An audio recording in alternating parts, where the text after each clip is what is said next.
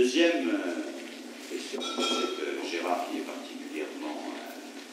sensible aujourd'hui, c'est la question de l'émergence de ce type de délit sur les réseaux sociaux. Est-ce qu'aujourd'hui, les outils dont on dispose sont adaptés pour les poursuites, y compris en matière de police judiciaire, c'est-à-dire pour rechercher les coupables, lorsque ce type de délit est commis via Internet et récemment, donc, avec la question sur les tweets antisémites qui ont circulé. Donc aujourd'hui, on peut penser qu'il faudra une intervention du législateur pour le faire. On peut aussi remarquer, je dirais les choses comme ça,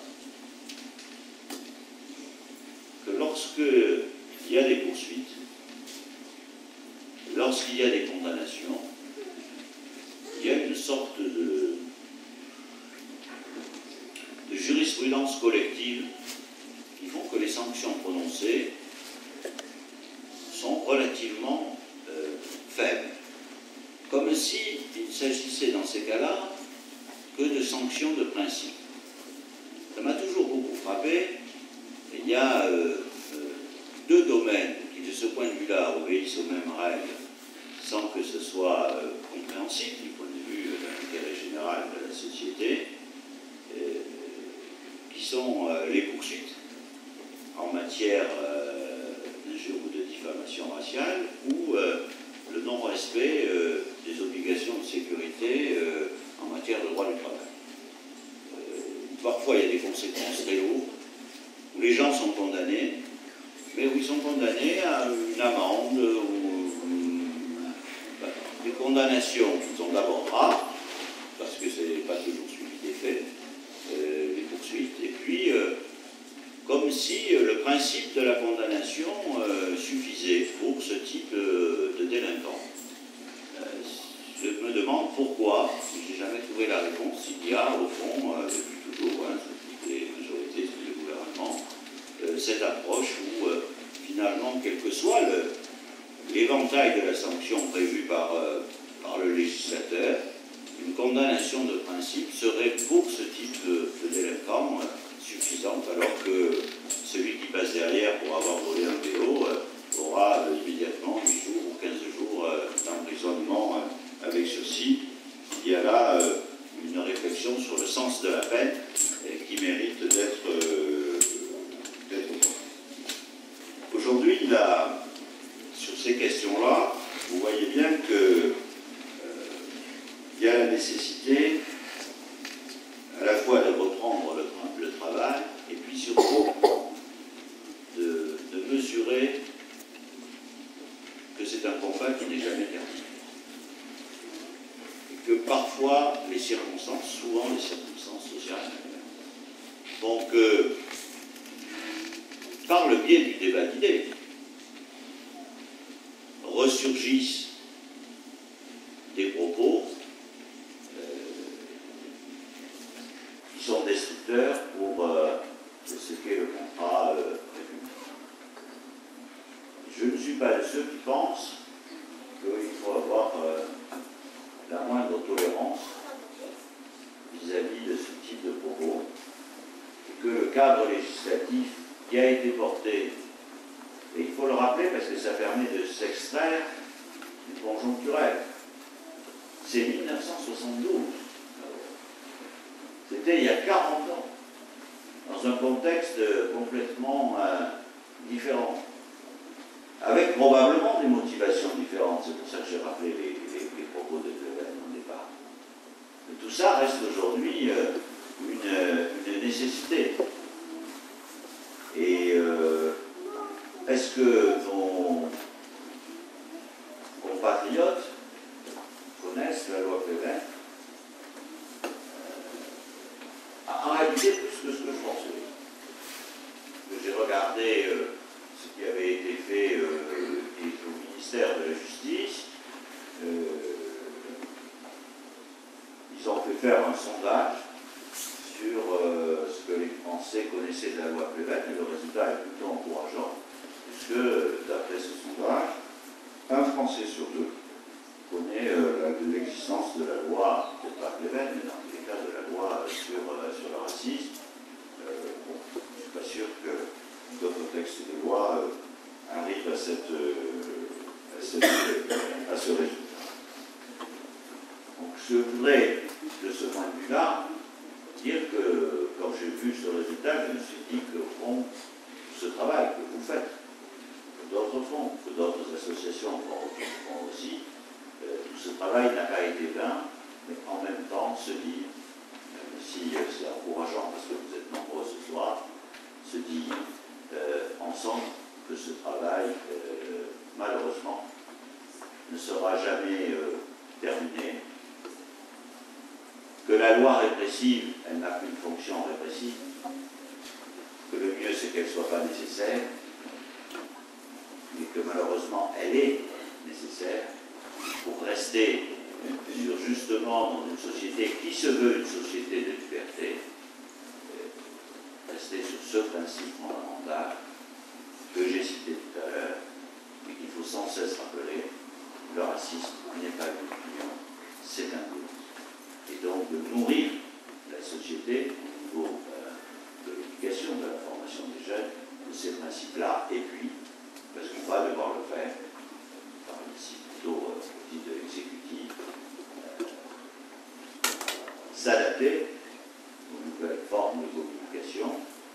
pour que personne ne puisse s'abriter derrière ces formes d'anonymat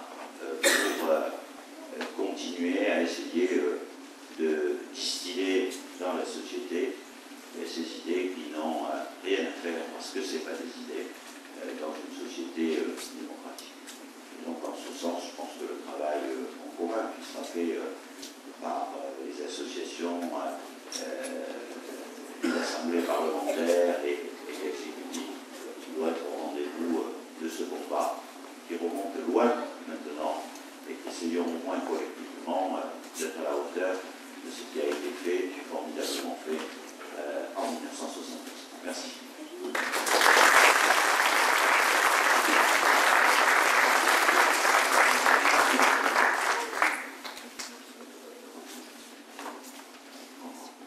Je remercie Alain Vidali, je crois qu'il a soulevé pas mal de questions que nous pourrons reprendre dans le cadre du débat qui suivra. Alain évoquait les autres associations qui interviennent comme nous, et à cet effet, j'ai eu un oubli précédemment, lors de l'introduction, et une autre association parmi les représentants, il y a ici la Ligue des droits de l'homme, Yves Safi était là au début, je vois Bernard Rationnel qui est là, Ligue des droits de l'homme qui est l'un de notre organisation vieille complice de tous nos combats dans ce département et au niveau national aussi d'ailleurs. Je tenais à le signaler, je les remercie d'être présents. Bon, maintenant je vais donner la parole à Pierre Mérat, co-président du MRAP national. Qu'il me soit permis de remercier la Fédération des Landes et plus précisément, je pense qu'elle forme également je vous fais l'honneur de sa présence pour parler d'une loi effectivement qui fête cette année son 40e anniversaire. Je ne reviendrai pas sur son histoire qui a été de manière exhaustive présentée précédemment, plus peut-être pour essayer d'expliquer à travers l'expérience que nous avons eue de son application, quels ont été les avantages de cette loi, parce qu'on a de vrais avantages, les inconvénients, et aussi quels sont les enjeux aujourd'hui par rapport à cette législation. Alors, il a été dit très précisément, et c'est exceptionnel malgré tout, c'est assez rare,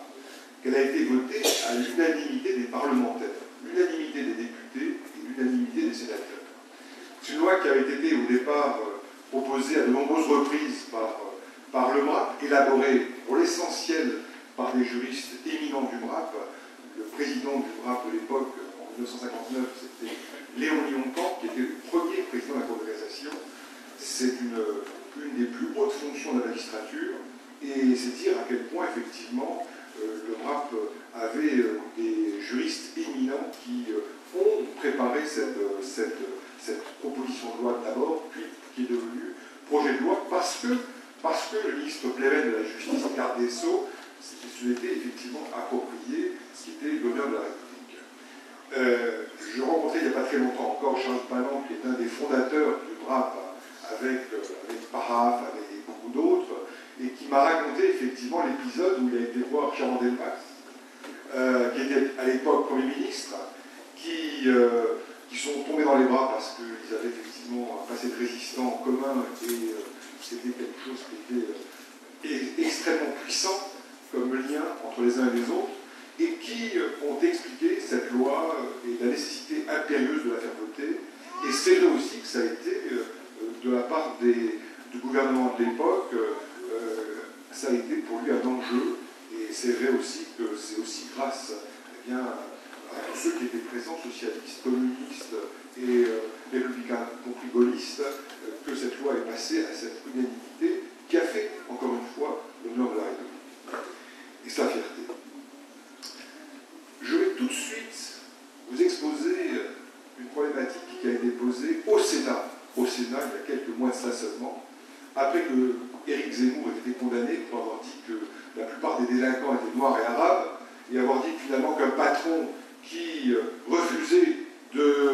d'embaucher un individu à raison de la couleur de sa peau ou de son origine ethnique, eh bien, il en avait le droit. Ça a été 2 motifs de condamnation devant le tribunal, aujourd'hui devenu définitif, puisqu'il n'a pas fait appel, pour provocation à la haine raciste. Et sa haine et sa rage, alors qu'il avait été condamné à une peine avec sursis, sa haine et sa rage a été telle qu'il a été effectivement au Sénat, acclamé par des sénateurs de la même famille politique de ceux qui ont voté à l'unanimité, encore une fois, à l'unanimité. Et dans cette grande maison qu'est le Sénat, il a pu se faire ovationner sur la remise en question de cette loi, sur la remise en question de la loi dite Guesso de 90, qui a été évoquée précédemment. Et c'est dire si effectivement, eh bien, il faut toujours remettre l'ouvrage sur le métier, parce que cette loi, ce n'est pas une loi qui est inscrite dans le marbre, mais qui peut être remise à tout moment en question. Et on voit bien à quel point aujourd'hui, avec les propos et la parole raciste qui se libèrent chez les politiques, on voit bien à quel point, effectivement, elle représente un danger. Alors cette loi n'est pas parfaite, il a été dit qu'elle était essentiellement composée de choses-trappes procédurières et d'imperfections. La dernière en date qui m'a été opposée, c'est une affaire qui a été extrêmement intéressante à beaucoup d'égards, c'est la fameuse affaire des Auvergnats de Brice-Hortefeux. Le RAP se mobilise contre ces propos racistes. Quand il y a un arabe, ça va. Quand il y a plusieurs, bonjour les dégâts, c'est pas tout à fait ça, mais ça ressemblait. Et la défense de Brice-Hortefeux, c'est de dire je ne parlais pas des arabes, je parlais des Auvergnats. Je suis Auvergnat et je parle des Auvergnats. Et en fait, on démontre aisément que, effectivement, il s'est embourbé complètement dans une défense stupide, qu'il a finalement fini par abandonner devant la cour d'appel. Et c'était bien effectivement des arabes qui parlaient, dans une conversation qui était malgré tout un peu publique, puisqu'il y avait la presse qui était invitée sur cette fameuse université d'été, des Landes, et que donc dans votre si belle région, il avait pu prononcer ses propos, alors non pas en public, dans un discours public, mais avec plusieurs personnes, un parterre de militants, je suppose, mais également, pas seulement de militants, mais également, tout simplement, de télévision qui prenait quelqu'un, ministre de l'Intérieur, qui cherchait effectivement à communiquer avec un peu sur les épaules, le côté sympathique, le côté communicant, le côté militant. Bien. Le tribunal l'a condamné sévèrement dans ses motivations, et on sait à quel point cette condamnation a porté et a pesé sur ce personnage-là. Moi j'avais plaidé, c'est le RAP qui avait initié cette procédure, hein, et du reste on était les seuls à être essentiellement dans cette procédure-là.